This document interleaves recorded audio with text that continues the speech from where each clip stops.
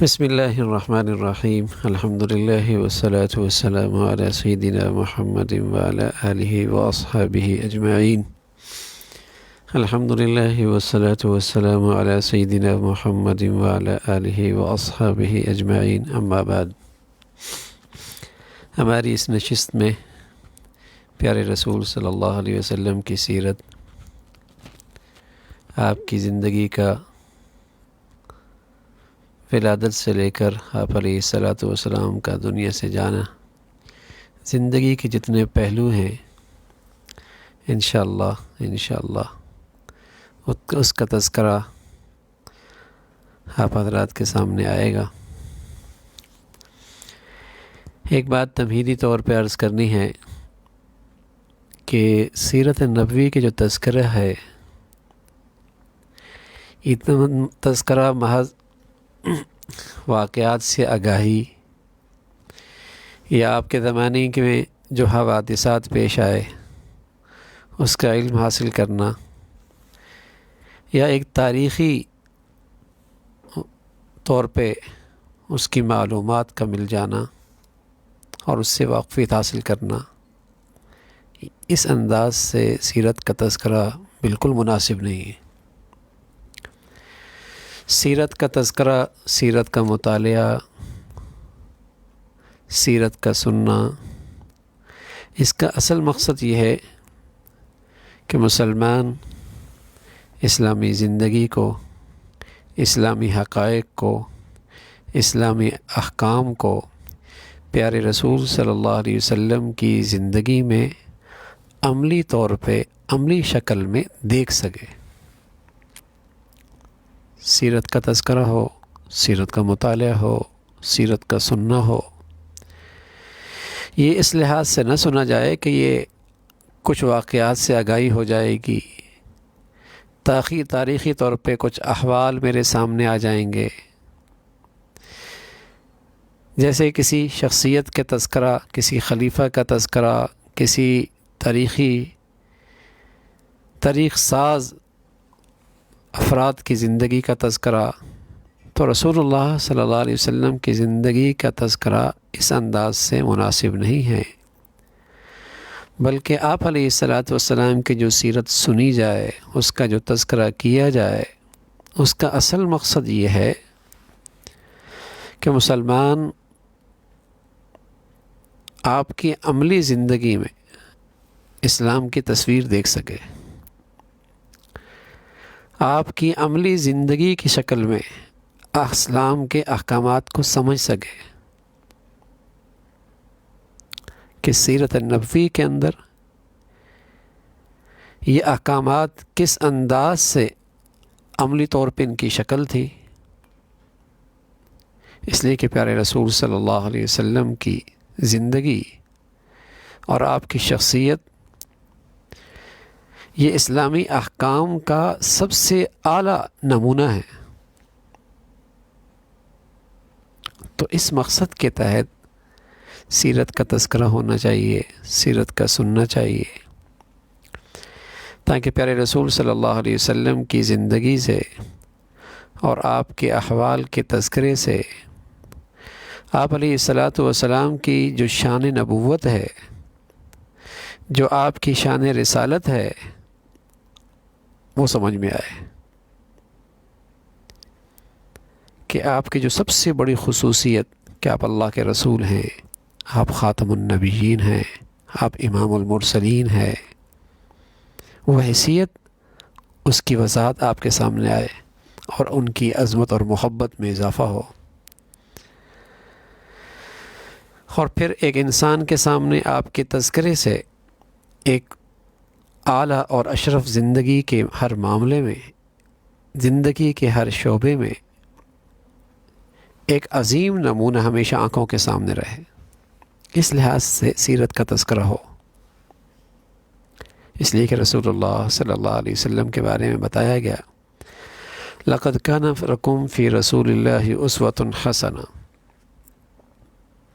اور پھر آپ ہی کی سیرت ہے کہ قرآن کا سمجھنا، کتاب الہی کا سمجھنے میں سب سے زیادہ جو مددگار چیز ہے وہ آپ کی مبارک سیرت ہے، آپ کی مبارک زندگی ہے۔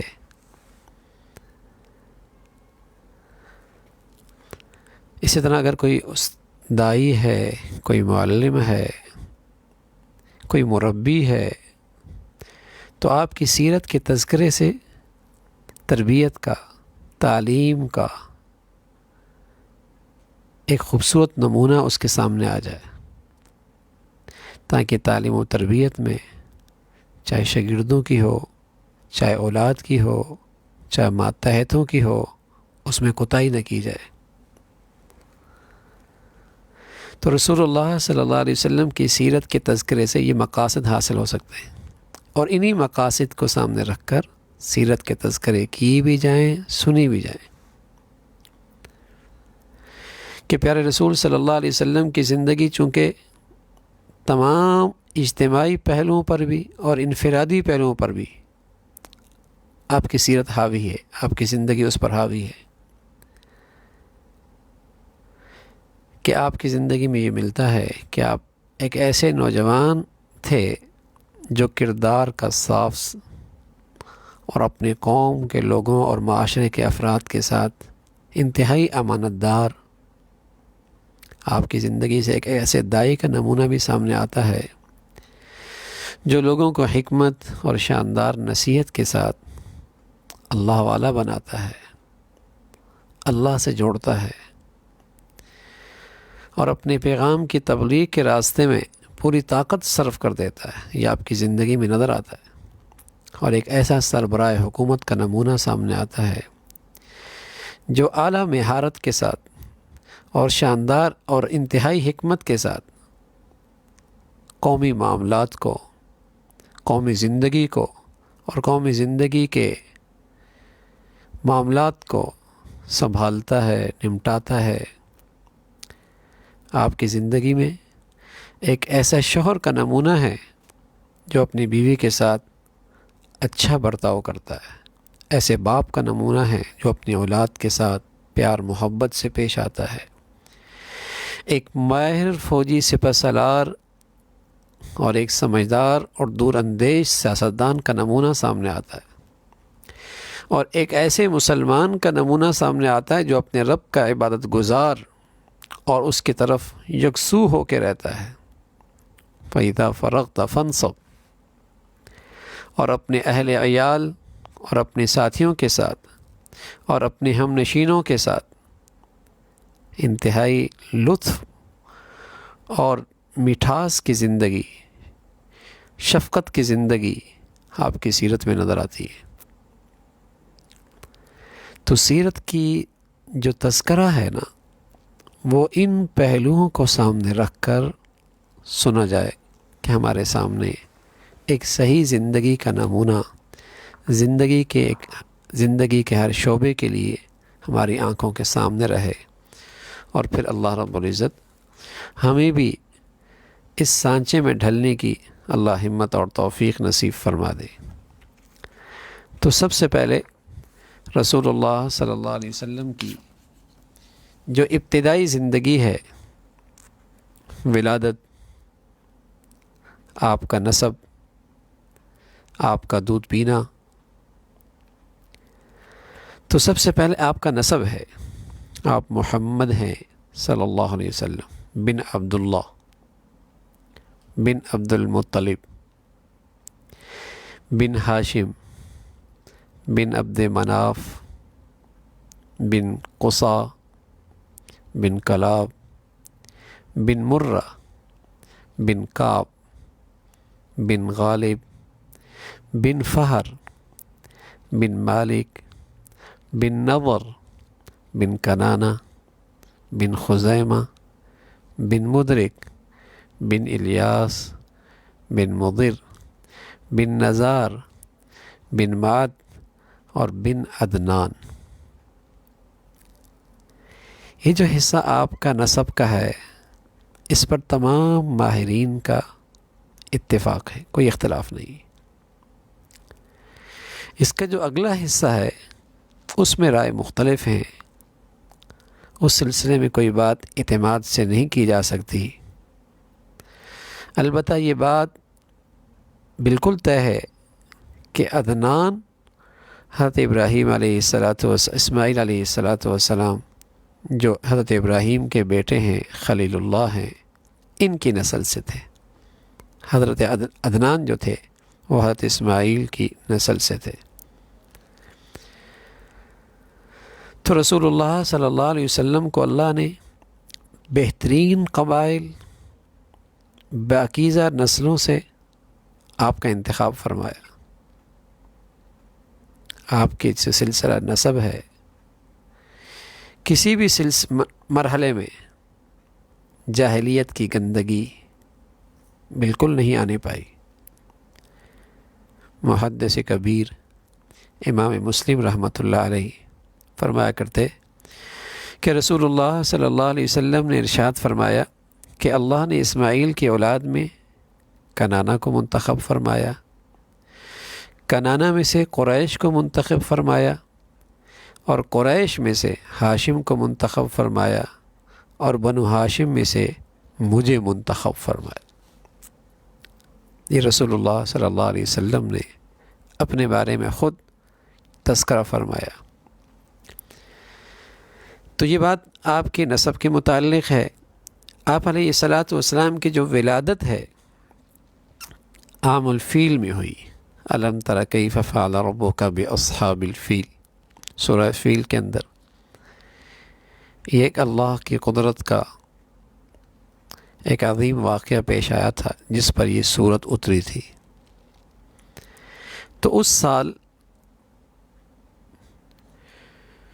جب ابرہہ مکہ پر حملہ کرنے اور بیت اللہ کو ڈھانے کی کوشش کے لیے اپنا لشکر لے کے آ رہا تھا، تو اس سال یہ آپ علیہ السلام کی ولادت ہوئی، اور اللہ تعالیٰ نے اپنی روشنی، اپنی واضح نشانی کے ذریعے جس کا تذکرہ قرآن میں آیا اس کا منہ پھیر دیا۔ صحیح بات یہ ہے کہ وہ پیر کا دن تھا جس دن رسول اللہ صلی اللہ علیہ وسلم کی پیدائش ہوئی، اور ربیع الاول کا مہینہ تھا، اور 9 تاریخ بھی آتی ہے اور 12 تاریخ بھی آتی ہے، اور آپ کی ولادت ہوئی، اللہ کی شان، آپ یتیم پیدا ہوئے۔ آپ کے والد عبداللہ کا جب انتقال ہوا تو ابھی آپ اپنی والدہ کے پیٹ ہی میں تھے،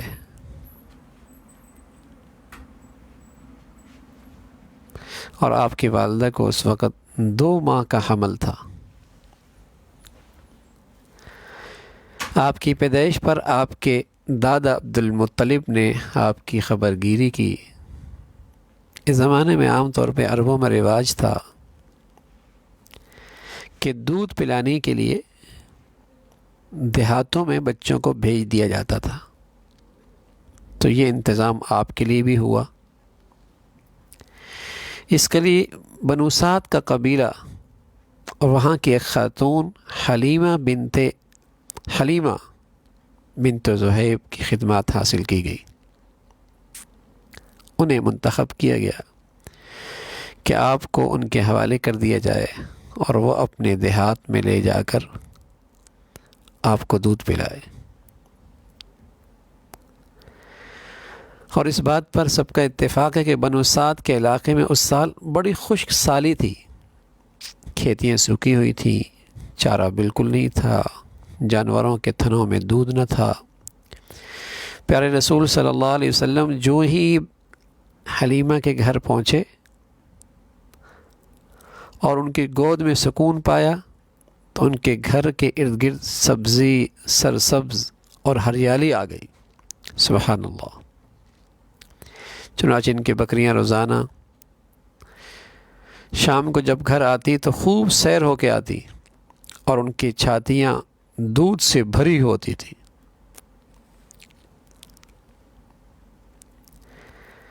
ابھی آپ چھوٹے سے تھے اور اسی قبیلے کے اندر موجود تھے، کہ آپ کے زندگی کا ایک واقعہ پیش آیا کہ شق صدر، امام مسلم رحمۃ اللہ علیہ نے اس کا تذکرہ یوں فرمایا کہ جب آپ کا شق صدر ہوا تو ارد گرد کا جو آپ کے ساتھی تھے، جہاں آپ رہ رہے تھے، وہ سب گھبرا گئے۔ اس وقت آپ کی عمر 5 سال کی تھی، آپ پیدا یتیم ہوئے۔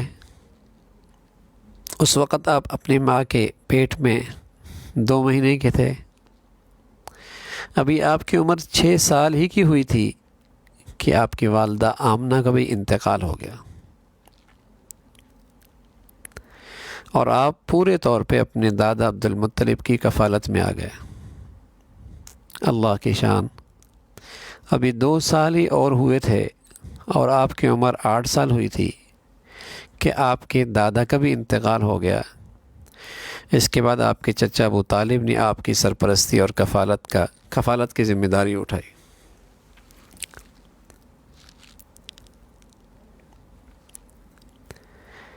اب یہ ایک سیرت کا، آپ کی زندگی کا ایک پہلو ہے،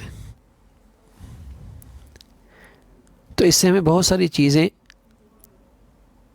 نتائج سامنے آتے ہیں۔ پہلی بات تو یہ ہمیں معلوم ہوتی ہے کہ رسول اللہ صلی اللہ علیہ وسلم کا جو نسب مبارک ہے وہ سب سے زیادہ فضیلت والا ہے۔ اہل عرب اور پھر قریش کی فضیلت، اللہ تبارک و تعالی نے عربوں کو تمام انسانوں سے ممتاز بنایا تھا، عربوں میں قریش کو دیگر تمام قبائل پر فضیلت بخشی تھی۔ رسول اللہ صلی اللہ علیہ وسلم کی ایک حدیث اس موضوع کی پہلے میں نے عرض کی ہے، اور ایک روایت ہے کہ ایک دن رسول اللہ صلی اللہ علیہ وسلم ممبر پر کھڑے ہوئی اور فرمایا، میں کون ہوں؟ صحابہ رضوان اللہ علیہم اجمعین نے عرض کیا، آپ اللہ کے رسول ہیں۔ تو پیارے رسول صلی اللہ علیہ وسلم نے فرمایا، میں محمد ابن عبداللہ بن عبد المطلب ہوں۔ اللہ نے مخلوق کو پیدا کیا، پھر انہیں 2 گروہوں میں تقسیم کیا اور مجھے ان میں سے بہتر گروہوں میں رکھا، پھر اس بہتر گروہ کو مختلف قبائل میں تقسیم کیا اور مجھے ان میں سے بہتر قبیلے میں رکھا، پھر اس قبیلے کو خاندانوں میں تقسیم کیا اور مجھے ان میں سے بہتر خاندان میں رکھا۔ اس خاندان میں بھی سے میں سب سے افضل ہوں، اس خاندان میں بھی میں سب سے افضل ہوں۔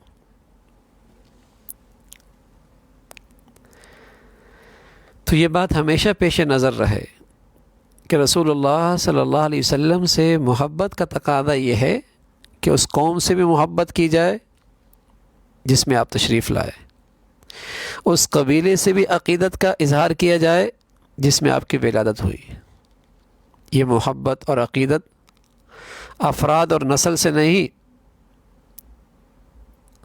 فرد سے نہیں، بلکہ قریش کی وجہ سے، قریش سے محبت ہے، اس لیے کہ رسول اللہ صلی اللہ علیہ وسلم آئے۔ بنو ہاشم کی عقیدت ہے، اس لیے کہ رسول اللہ صلی اللہ علیہ وسلم اس میں تشریف لائے۔ عربوں میں اللہ رب العزت نے قریش کو فضیلت بخشی، اور یہ فضیلت رسول اللہ صلی اللہ علیہ وسلم کی چونکہ ان کی طرف نسبت ہے تو قریش کو فضیلت مل گئی۔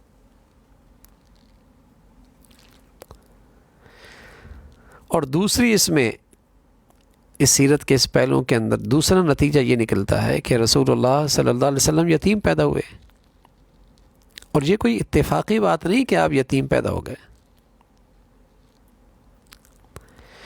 بلکہ رسول اللہ صلی اللہ علیہ وسلم یتیم پیدا ہوئے، اس میں اللہ کی طرف سے بڑی حکمتیں ہیں۔ خود یتیم پیدا ہوئے، پھر والدہ بھی چلی گئیں، پھر دادا سے بھی محروم ہو گئے،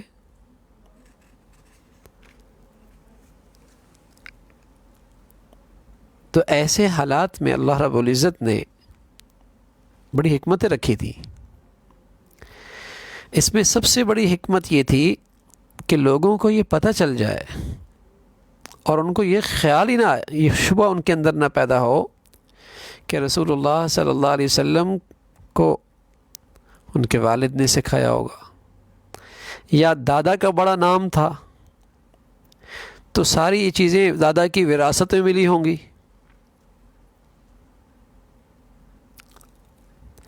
تو اللہ کی حکمت یہ تھی کہ اہل باطل کو اس قسم کا شبہ پیدا کرنے کا موقع ہی نہ مل سکے. چنانچہ اللہ رب العزت نے رسول اللہ صلی اللہ علیہ وسلم کی پرورش کا انتظام باپ ماں دادا سے دور رکھا، اور آپ نے اپنا بچپن اپنے پورے خاندان سے دور ایک قبیلے بنو سعد کے دیہات میں گزارا.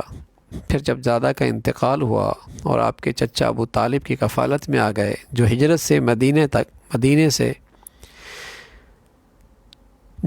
مدینہ سے 3 سال پہلے تک زندہ رہے، تو حکمت الہی کی تکمیل اس طرح ہوئی کہ انہوں نے اسلام قبول نہیں کیا. چچا نے اسلام قبول نہیں کیا. اس طرح اس وہم کی بھی گنجائش باقی نہ رہی کہ آپ کی دعوت میں آپ کے چچا کا بھی کچھ دخل تھا.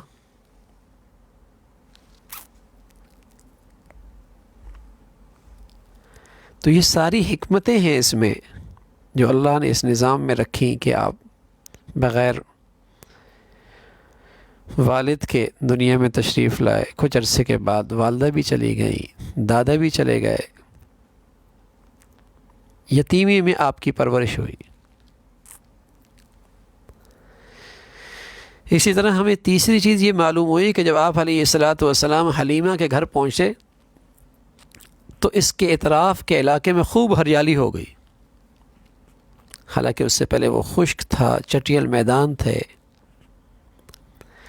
اور ایک بوڑھی اونٹنی اس کے تھن میں خوب دودھ آ گیا. حالانکہ وہ خشک رہتے تھے ان کے تھن، ایک قطرہ بھی دودھ کا نہ ٹپکتا تھا. اس سے رسول اللہ صلی اللہ علیہ وسلم کی اللہ کے ہاں کیا مقام ہے، کیا عظمت ہے، اس کا پتہ چلتا ہے. اور یہ بات واضح معلوم ہوتی ہے کہ آپ ابھی نوعمر اور دوسرے بچوں کی طرح ایک بچے ہی تھے، لیکن اللہ کی عنایات، اللہ کی خاص مدد و نصرت آپ کو ڈھانپے ہوئی تھی. اور اسی کی یہ شکل تھی کہ حلیمہ سعدیہ جنہیں آپ علیہ الصلاۃ والسلام کو دودھ پلانے کا شرف حاصل ہوا، ان کے گھر کے پہنچتے ہی اس گھر پر اللہ کا انعام و اکرام کی بارش ہونے لگی. اور اس میں کچھ حیرت اور تعجب کی بات نہیں، اس لیے کہ اسلامی شریعت نے تعلیم دی ہے کہ اگر بارش رک جائے تو نیک لوگوں اور حضرت محمد صلی اللہ علیہ وسلم کے اہل بیت کی برکت سے ہم بارش کی دعا کریں. یہ اللہ شریعت کی طرف سے اسلام کی تعلیم ہے کہ بارش کی دعا کے لیے اللہ کے نیک بندوں کا واسطہ دیا جا سکتا ہے. اسی طرح امید ہے کہ اس سے امید ہوتی ہے کہ اللہ رب العزت دعا قبول فرما لیں گے. حافظ ابن حجر رحمۃ اللہ علیہ نے فتح الباری کے اندر اس پر اتفاق لکھا ہے کہ اللہ کے نیک بندوں کا وسیلہ دے کر اور ان کی نیکی کا واسطہ دے کر اللہ کے سامنے دعا کرنا، پھر اس جگہ کے شرف اور فضیلت کا کیا کہنا جہاں خود آپ علیہ الصلاۃ والسلام بذات خود موجود ہیں. آپ کے سبب سے آسمان سے بارش ہو سکتی ہے اور زمین سے سوتے پھوٹ سکتے ہیں، تو خشک بنجر زمین میں بدرجہ اولا وہ سرسبز ہو سکتی ہے. یہ تمام چیزیں اللہ کے قبضہ قدرت میں ہیں. تو بہرحال آپ علیہ الصلاۃ والسلام بچپن ہی کے اندر اور آپ کی نوعمری ہی کے اندر یہ فضیلت اور یہ عظمت شان سامنے آ گئی. پھر اسی رضاعت کے زمانے میں دودھ پلانے کے اس موسم میں ایک اور جو واقعہ میں نے عرض کیا کہ شق صدر اس زمانے میں پیش آیا جب آپ بنو سعد میں اور اس دیہات کے اندر آپ کی پرورش ہو رہی تھی. تو یہ ایک اشارہ تھا کہ اللہ رب العزت آپ کو بہت بڑا مرتبہ اور آپ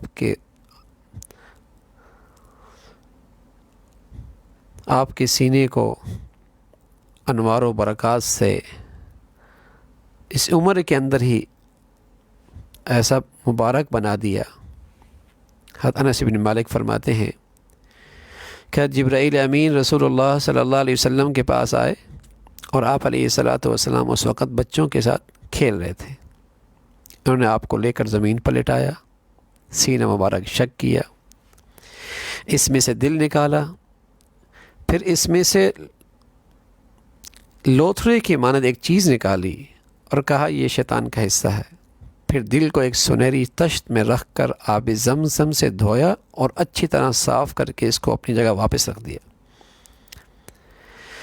بچے اپنی ماں حلیمہ کے پاس بھاگتے ہوئے آئے اور خبر دی کہ محمد صلی اللہ علیہ وسلم کا قتل ہو گیا ہے۔ لوگ بھاگتے ہوئے وہاں پہنچے تو آپ اس حال میں پایا کہ آپ کا چہرہ فق تھا۔ اب اس میں کیا حکمت تھی؟ تو رسول اللہ صلی اللہ علیہ وسلم کے جسم مبارک میں کوئی چیز ایسی تھی جسے نکال کر پھینک دیا گیا؟ نہیں، ایسا نہیں، ورنہ تو یہ کوئی بھی عمل جراحی سے کوئی ایسا چیز، شر کی چیز نکال کے پھینک کے پاک صاف ہو سکتا ہے، ایسا نہیں ہے۔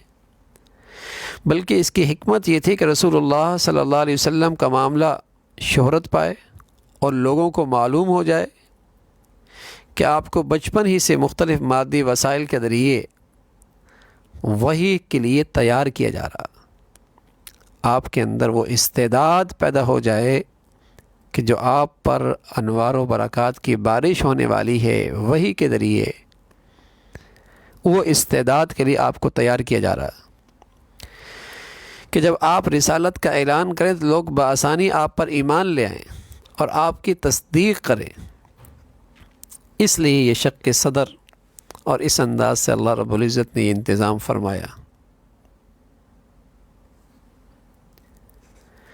تو یوں رسول اللہ صلی اللہ علیہ وسلم کا نسب ہمارے سامنے آ گیا، اور پھر آپ علیہ الصلاۃ والسلام کا نسب کے ساتھ ساتھ ولادت، اس کا تذکرہ آ گیا، اور تیسری چیز رضاعت، کہ آپ دودھ پلانے کے لیے عام عربوں کے ہاں جو رواج تھا کہ دیہاتوں میں بچوں کو بھیج دیا کرتے تھے، اس طریقے سے آپ علیہ الصلاۃ والسلام بھی بچپن آپ نے ایک دیہات میں گزارا، اور قبیلہ بنو سعد کی خاتون نیک سیرت، نیک عورت حضرت سعدیہ حلیمہ کہ ہاں آپ کا بچپن گزرا اور رضاعت کا وقت وہاں آپ نے گزارا۔ تو آج ہماری یہ مختصر سی یہ نشست تھی جس میں ہم نے سیرت کا اصل مقصد کیا ہے اور رسول اللہ صلی اللہ علیہ وسلم کی سیرت کا ایک ابتدائی مرحلہ آپ کی خدمت میں پیش کیا ہے۔ انشاءاللہ یہ سلسلہ آگے چلے گا۔ اللہ رب العزت ہمیں اس سیرت کے تذکرے کرنے سے اور سننے سے اپنے پیارے حبیب صلی اللہ علیہ وسلم کی سچی محبت اور عظمت نصیب فرما دے۔ سبحانک اللہم بحمدک، نشہد ان لا الہ الا اللہ، نستغفرک ونتوب الیک۔